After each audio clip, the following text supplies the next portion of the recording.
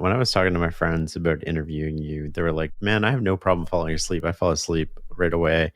But sometimes, like, I'll wake up at 3, 4 a.m., and then I just can't get back to Yeah. sleep. And this seems common. Like, when I surveyed my friends, this has got to be at least 50 to 60% of them, if not more.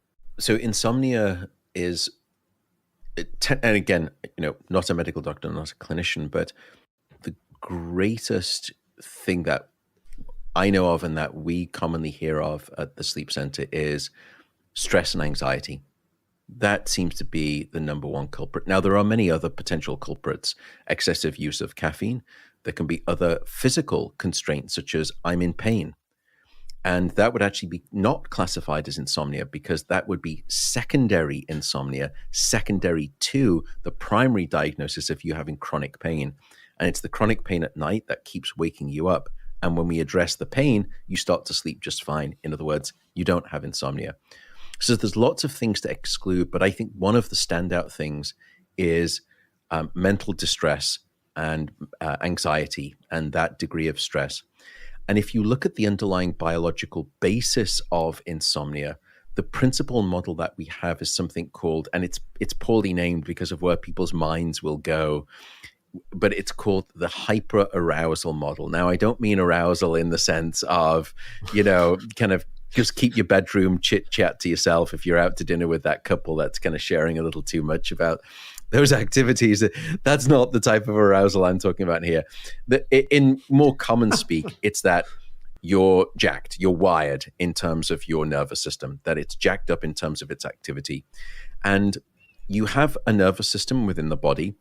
And one separation of some of those branches is the separation of what we call the sympathetic from the parasympathetic nervous system. Sympathetic nervous system is terribly named. It's nothing sympathetic. There's nothing sympathetic about it. It is very agitating, very aggravating, and it is the fight or flight branch of your nervous system. When that branch of the nervous system is switched on, it is very difficult, nigh impossible for you to fall asleep, because that branch of the nervous system has to disengage for you to fall asleep easily and then stay asleep across the night. And this is the sort of the phenomenon that I will often hear about, which is the tired and wired phenotype, which is people saying to me, look, and maybe this covers some of your friends, look, I'm so tired. I'm so desperately tired, but I'm so wired that I'll wake up in the middle of the night and I just can't fall back asleep. And this is because of this stress or anxiety biologically due to or founded upon the fight or flight branch of the nervous system being switched on too much, which caffeine, by the way, will also do. And so what to do then about that situation? Again, I'm not a clinician, so I can't really offer any sort of clinical advice, but often the recommendations are one of the techniques for anyone suffering from insomnia. I would suggest not trying to seek out necessarily medication. That's not, and this is not me making this recommendation. I'm not trying to play doctor. In 2016, the American College of Physicians made a landmark statement.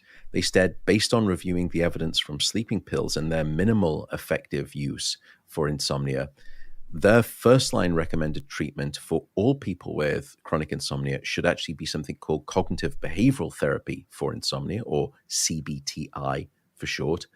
And you work with a therapist and you do about 6 or 7, 8 sessions. And it's a whole set of different techniques that focus on the cognitive part of your problem, the thinking, mentalizing problem, and then the behavioral things that you're doing. And those two things together can cause you insomnia. That's the first line treatment. And one of the recommendations, firstly, is that if you are awake, lying in bed, as we've said, get up, get out of bed, do something different. But some people just don't like the idea of getting up. It's dark, it's cold. Why do I want to get up? I'm not going to listen to those sleep doctors. The other thing to do is, if you're going to stay in bed, which is not the recommendation, try and not force sleep and do something that we call cognitive reappraisal or recontextualizing. Those are just fancy nonsense words for the following. You're going to lie in bed there and you're going to think, fine, tonight is just not my night. It's just not my night for sleep, and that's okay. Instead, I'm just going to lie here in bed. And rather than be frustrated and angry and start to get anxious looking at the clock, thinking, oh my goodness, my day tomorrow is toast. It's going to be a mess. I need to sleep. That's only going to make matters worse. Instead, just say, I'm going to rest. I'm just going to lie here in bed. I'm just going to rest. Because if someone said to you, look, Shane, in the middle of your day, don't worry about all of this work. Just set it aside for a second and just go and get into bed and just have a nice rest. Just lie in bed and just kind of think and just enjoy resting for an hour or so. Does that sound nice? I would think, it sounds lovely. Well, think that when you're in bed. And usually once you start thinking, I'm just going to relax, I'm just going to, not stress, don't catastrophize, don't ruminate. I'm just going to maybe do a meditation, just going to hang out in bed and relax. Usually the next thing that you remember is your alarm clock going off. Because as soon as you stop trying is usually when sleep returns back to you boomerang-like. Right. So the other thing to do for people who have that sleep maintenance insomnia is just keep an eye out on your caffeine intake. The final thing, if you really want to get aggressive, and it seems to be, I mentioned that therapy called cognitive behavioral therapy for insomnia, and it is just as effective as sleeping pills in the short term. But what's better is that once you stop working with your therapist, once you stop engaging with that treatment, you then continue to sleep well because you've been armed with all of the tools and the knowledge for how to control your sleep. In other words, you've shifted from a place where your sleep controlled you to now you control your sleep. That's the confidence that therapy gives you. And it lasts even when you stop working with your therapist, unlike sleeping pills, where if you stop using sleeping pills, not only do you go back to the bad sleep that you were having before, but even worse, you have what's called rebound insomnia. Now, I should say that there is a time and a place for those sleeping pills. This is something I've changed my tune on, and through helpful advice from medical doctor colleagues in the sleep medicine field. If you're going through a period of what's called acute insomnia or reactive insomnia, let's say that you're going through a really bad breakup, a very painful divorce, or a bereavement, there is a time and a place where you can combine that medication with cognitive behavioral therapy. And then that medication should at least not be seen as a long-term treatment solution for insomnia. Acute short-term use, potentially viable. Long-term use, not so much. But the final tool I should come into in the box of cognitive behavioral therapy, and it's probably, if you look at the scientific studies, it's probably the most effective of all of these tools that they have that they'll pull out and help you with, is something that has been retermed as bedtime rescheduling or bedtime regulation. It used to be called sleep restriction therapy, which sounds kind of scary. So Shane, you or one of your friends comes to me and says, look, I don't think I'm getting enough sleep, waking up in the middle of the night, I can't get back to sleep. And my response to you is, okay, I understand that. I'm going to have you in bed for less time. And you think, hang on a second, you're supposed to help me get more sleep, and you're telling me to stay in bed for less. You're going to kind of constrain my bedtime.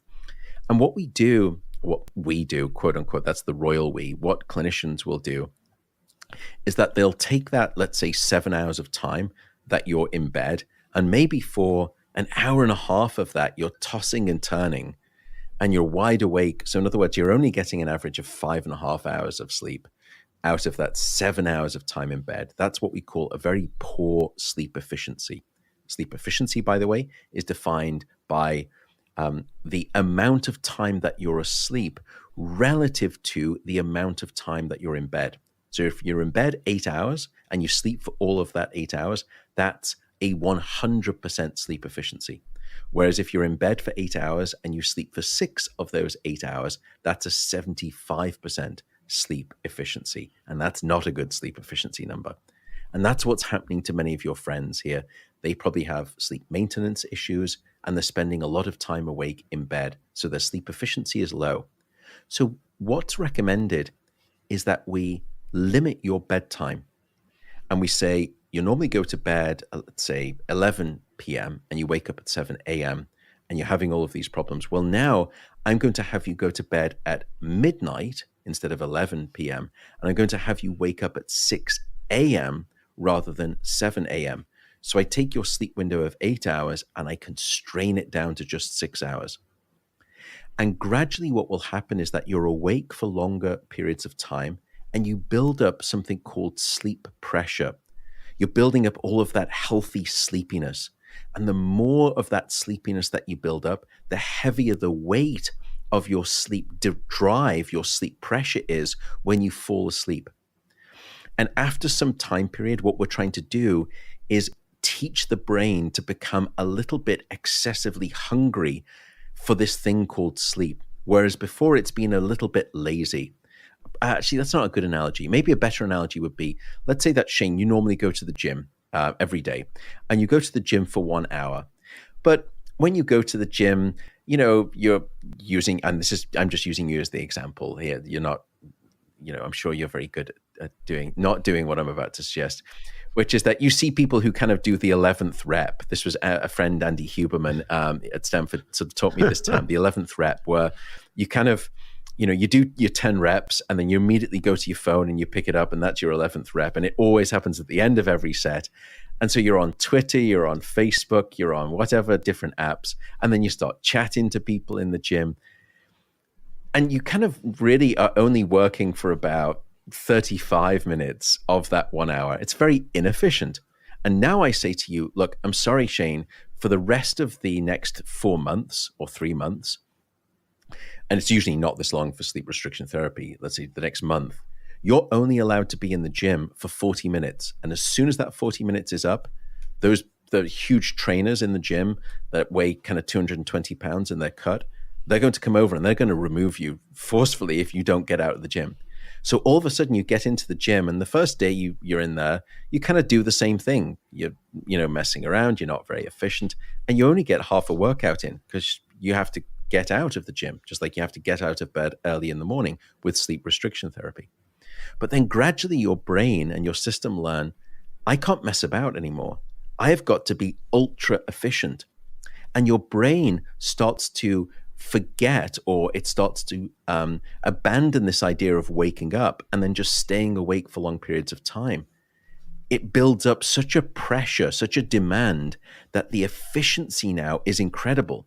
So you're in the gym for 40 minutes, and now you're spending maybe almost 37 out of that 40 minutes working out. And that's what we try to do with sleep restriction therapy. So it sounds very paradoxical that you tell me I don't get enough sleep, and I say I'm going to try and have you sleep less.